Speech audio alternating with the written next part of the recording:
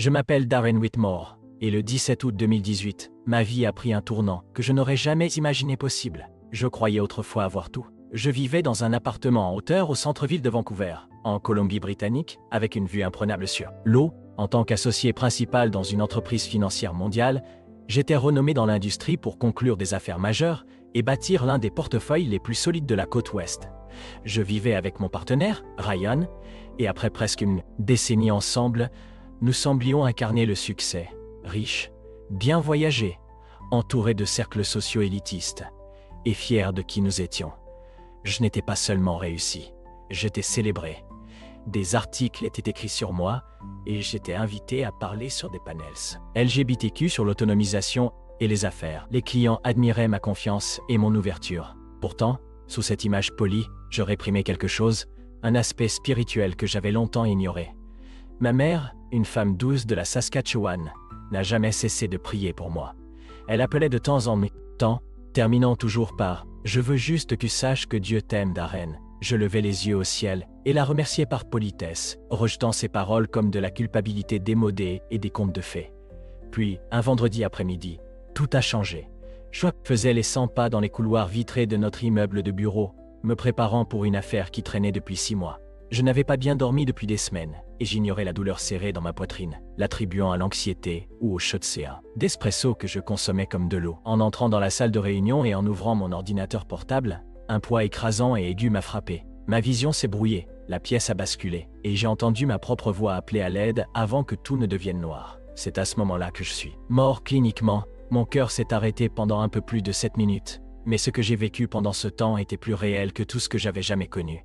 Au début, je flottais au-dessus de mon propre corps, regardant le chaos se dérouler autour de moi. Mon assistant criait, et un associé junior appelait frénétiquement une ambulance. Je pouvais tout voir et entendre, mais je ne ressentais ni douleur ni panique, seulement du calme. C'était comme si un courant plus profond que la gravité me tirait hors de la pièce, hors du temps, hors de ce monde. Ce n'était pas un tunnel de lumière comme on en entend souvent parler. Au lieu de cela, c'était des couches de couleurs et d'émotions vivantes, changeantes, tourbillonnantes, vivantes. En les traversant, je ne faisais pas que regarder ma vie. Je la ressentais, chaque conversation, chaque décision, chaque moment d'amour, de cruauté, de rire ou de silence était revécu. Mais ce n'était pas seulement de mon point de vue, je ressentais ce que les autres ressentaient aussi. Je ressentais la solitude de Ryan, chaque fois que je privilégiais le travail à lui. Je ressentais la douleur dans le cœur de ma mère quand je rejetais sa foi. Je ressentais la déception de ceux que j'avais rabaissés, et l'admiration silencieuse des stagiaires que je n'avais jamais remarqués. Chaque moment comptait, chaque choix résonnait, alors que je m'enfonçais plus profondément dans cet endroit. Les émotions devenaient plus lourdes, plus vives. Je m'attendais à la paix, peut-être même au bonheur. Mais au lieu de cela, j'ai rencontré une sorte de bilan. Pas un jugement comme les gens l'imaginent généralement, avec quelqu'un qui vous pointe du doigt. Mais une vérité pure et non filtrée mise à nu. Il n'y avait pas d'excuses, pas de cachette derrière mon succès, ma douleur ou mon passé. C'était tout à découvert. Ce n'était pas cruel, c'était honnête, douloureusement honnête. Je me sentais exposé d'une manière que je n'avais jamais ressentie auparavant. Dans cet espace, j'ai réalisé pour la première fois à quel point je m'étais éloigné, non seulement de Dieu, mais de qui j'étais censé être. Puis est venu le moment que je n'oublierai jamais. Je ne l'ai pas vu entrer dans la pièce. Je ne l'ai pas vu entrer dans la pièce. D'abord ressenti, comme si l'air lui-même savait qu'il arrivait. Les couleurs autour de moi ont changé, tout est devenu immobile, puis il est apparu. Je n'avais pas besoin qu'on me dise qui il était, je savais que c'était Jésus. Pas la version représentée dans les vitraux ou les vieilles peintures, mais plus brillant que la lumière, sans être aveuglant. Il y avait une sorte de feu dans sa présence, pas de la chaleur, mais quelque chose de plus profond. Une vérité si vivante qu'il semblait pouvoir voir à travers chaque mur que j'avais jamais construit. J'étais terrifié, mais je ne m'étais jamais senti plus en sécurité. Je voulais tomber à genoux et me cacher en même temps. Il ne parlait pas avec des mots, mais communiquait directement à mon âme. Et ce qu'il m'a montré m'a brisé. Il m'a montré des gens, des visages, des âmes, certains que je reconnaissais. Des gens que j'avais connus, aimés, des amis avec qui j'avais fait la fête dans des clubs occidentaux, des militants que j'admirais, des leaders, des influenceurs, audacieux et fiers. Il m'a montré ce qu'ils étaient devenus. Et ce n'était pas la paix ou le paradis. C'était pas la paix ou le paradis. Était dans les ténèbres, des ténèbres profondes, douloureuses, spirituelles.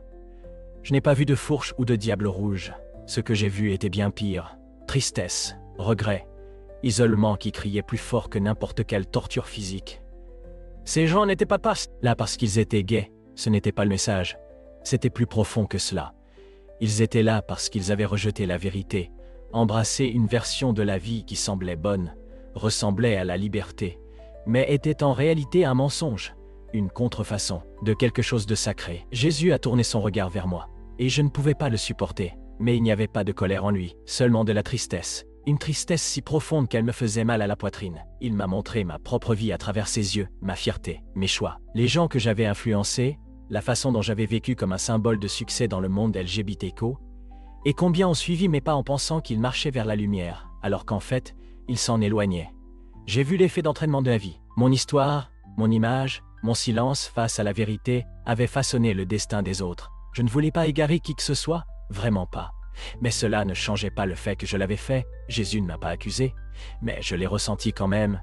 Une conviction si lourde qu'elle aurait pu m'écraser. Il m'a amené à un endroit que je ne peux décrire que comme un tribunal spirituel, mais il n'y avait pas de mur, pas de juge, pas de marteau, seulement de la lumière, une lumière qui révélait tout. Je me tenais au milieu de cet espace ouvert, et soudain, des scènes de ma vie ont commencé à se dérouler tout autour de moi. J'ai vu chaque décision, chaque mot, chaque relation étalée comme une carte vivante. J'ai regardé des moments que j'avais longtemps oubliés revenir avec une clarté perçante. Quand j'ai écarté les peurs de Ryan et les traités de trop sensibles. Quand j'ai ri de la foi de ma mère comme de la superstition. Quand j'ai encouragé un jeune stagiaire, également gay, à vivre audacieusement, même si au fond de moi, je savais que je n'avais pas trouvé la paix dans ce chemin moi-même. Chaque moment rejoué, non pas pour me faire honte, mais pour me montrer ce que j'étais devenu et ce que j'aurais pu être. Puis Jésus m'a montré un livre, brillant, palpitant de vie. Il l'a ouvert, et en haut de la page était mon nom, Darren Whitmore. Les mots en dessous ont commencé à s'effacer sous mes yeux, et j'ai paniqué. J'ai demandé, bien que pas avec ma bouche, pourquoi cela disparaît-il? Sa réponse n'était pas prononcée. Mais elle a rempli tout mon être, parce que tes choix effacent l'histoire que j'ai écrite pour toi. Cette vérité m'a frappé plus fort que la mort elle-même. Dieu avait écrit quelque chose pour moi, un appel, un but, et j'avais passé toute ma vie à l'écrire par-dessus, non pas avec le mal, non pas avec la haine, mais avec la fierté, avec le confort, avec des mensonges que j'avais acceptés comme vérité, parce que le monde m'applaudissait pour eux. Ces applaudissements étaient assourdissants ici-bas, mais au paradis, ils ne signifiaient rien. Puis est venu le moment que je n'ai jamais voulu voir. Jésus m'a emmené dans un endroit de tourment insupportable. Pas des flammes léchant la peau des gens. Pas des flammes léchant la peau des gens? Diable avec des fourches. Non, c'était bien pire. C'était la vérité pleinement connue, mais trop tard pour agir. J'ai vu des âmes crier, hurler, tendre la main vers une lumière qu'elles avaient autrefois connue, mais qu'elles avaient repoussée. L'une d'elles, je l'ai repoussée. Reconnu? Il s'appelait André.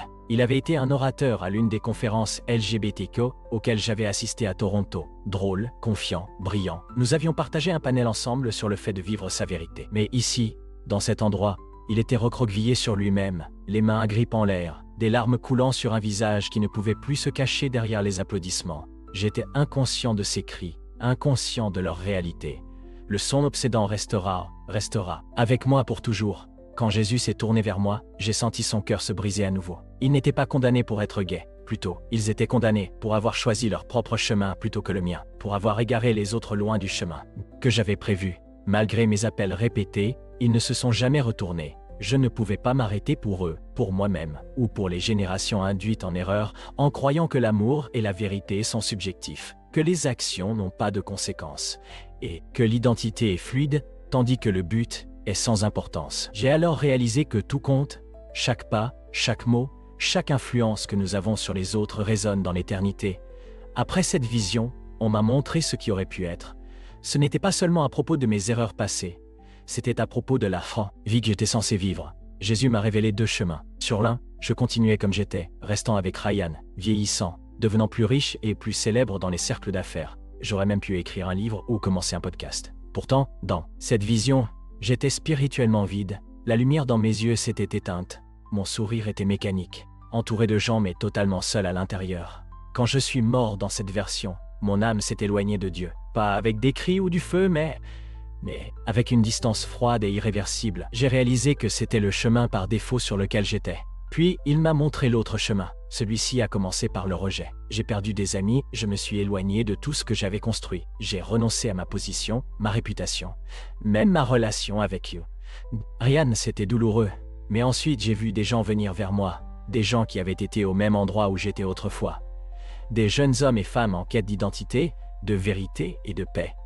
Je me suis vu parler non pas d'une scène de fierté, mais d'un lieu d'humilité. J'étais différent. J'avais l'air libre, mes yeux étaient à nouveau brillants, ma voix stable.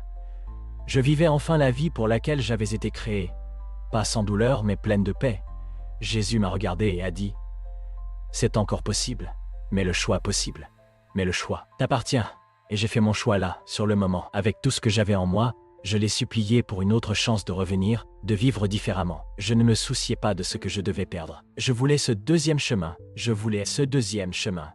Je voulais être celui qu'il m'avait créé pour être avant que le monde ne réécrive mon histoire. J'ai senti sa main sur mon cœur, une chaleur se répandre en moi, non seulement physiquement, mais spirituellement.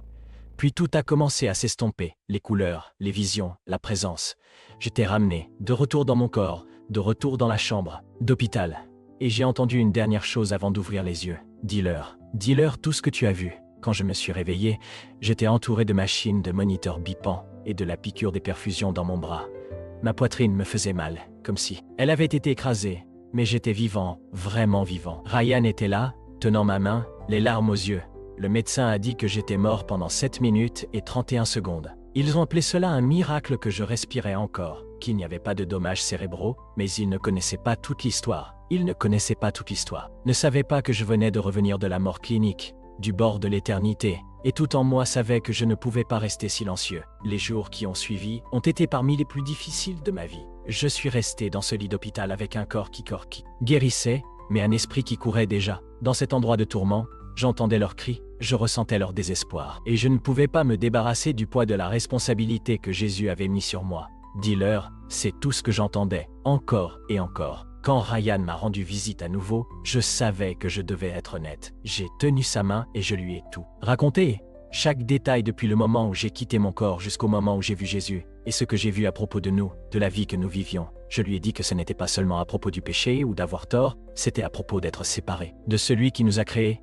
Il m'a regardé comme s'il ne me reconnaissait pas. Pour la première fois en 10 ans, il y avait un silence entre nous qui n'était pas confortable. Quand j'ai fini de parler, il s'est levé lentement et a dit « Darren, peut-être que c'était juste, une sorte de traumatisme, un rêve. Tu étais parti depuis longtemps. » J'ai hoché la tête, non pas par accord, mais parce que je comprenais. Comment pouvais-je m'attendre à ce qu'il le croie alors que je ne croyais même pas à des choses comme ça avant qu'elles ne m'arrivent? Avant de continuer, juste une demande. Veuillez vous abonner à notre chaîne. Cela nous aide vraiment à continuer. 2 semaines après avoir quitté l'hôpital, j'ai pris une décision qui a choqué tout le monde autour de moi. J'ai démissionné de mon poste à l'entreprise. J'ai renoncé à des millions en primes futures. J'ai supprimé mes réseaux sociaux et j'ai quitté l'appartement que Ryan et moi partagions. La presse a essayé de comprendre. Certains ont dit que j'avais eu une dépression. D'autres ont affirmé que j'avais été ciblé par un groupe de conversion. Quelques titres m'ont qualifié d'ancien icône LGBTQ devenu extrémiste religieux. Je n'ai répondu à aucun d'eux. Je n'étais pas en colère. Je savais juste que c'était le prix à payer. Jésus m'avait montré la vérité, et je savais que je ne pouvais pas revenir en arrière, même pas un peu. Aucun chèque de paix, aucune relation, aucun applaudissement ne valait la peine de perdre l'éternité. Mais voici la partie qui m'a vraiment brisé, à la fois de douleur et de beauté. Alors que la nouvelle se répandait, les gens ont commencé à me contacter discrètement, en privé. Des messages de jeunes hommes que j'avais rencontrés lors de galas LGBT, de femmes d'affaires que j'avais mentorées, d'adolescents qui m'avaient admiré.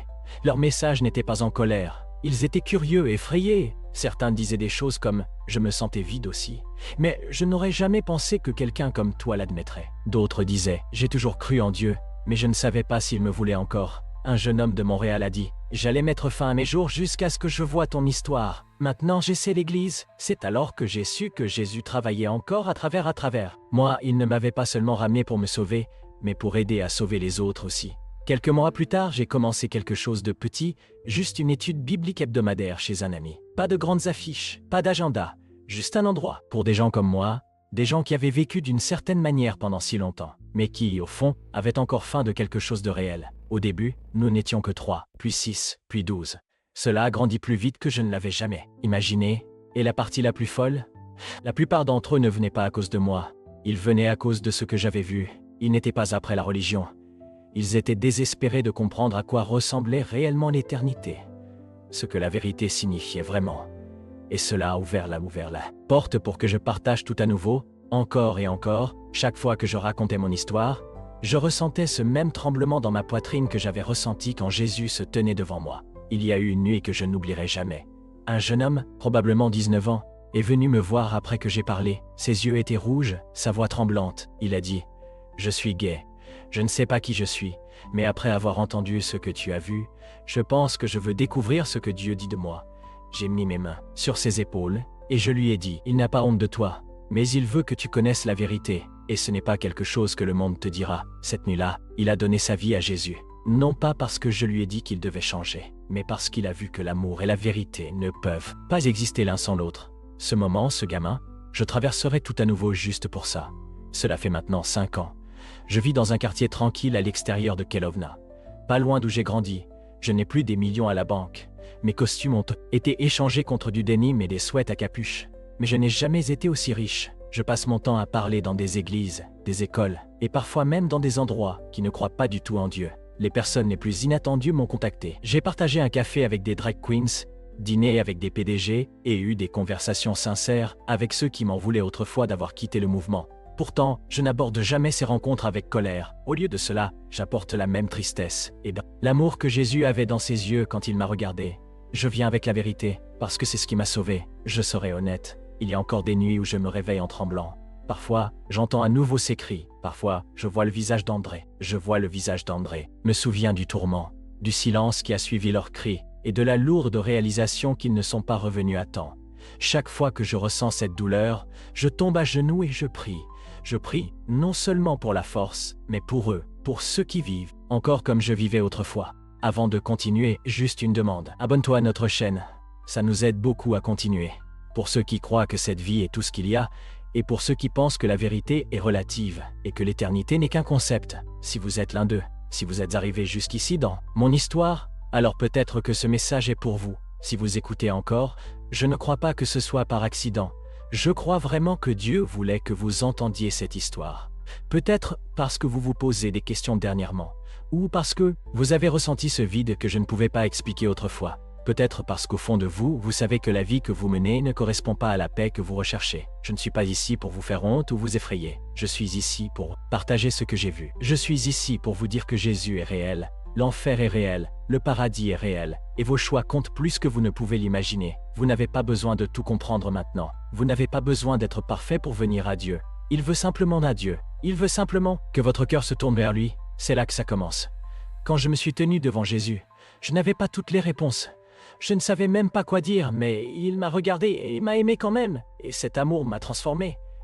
Il ne m'a pas seulement sauvé de l'enfer. Il m'a sauvé du mensonge selon lequel je devais être mon propre Dieu, ma propre autorité. C'est la liberté que je veux pour vous, une vraie liberté, celle que le monde ne peut pas offrir. Si vous regardez ceci et que vous faites partie de la communauté LGBTQ, ou que vous luttez avec votre identité, ou que vous avez été blessé par des gens d'église qui ont parlé plus de haine que d'amour, je vous vois. Je sais ce que ça fait, mais laissez-moi être honnête avec vous.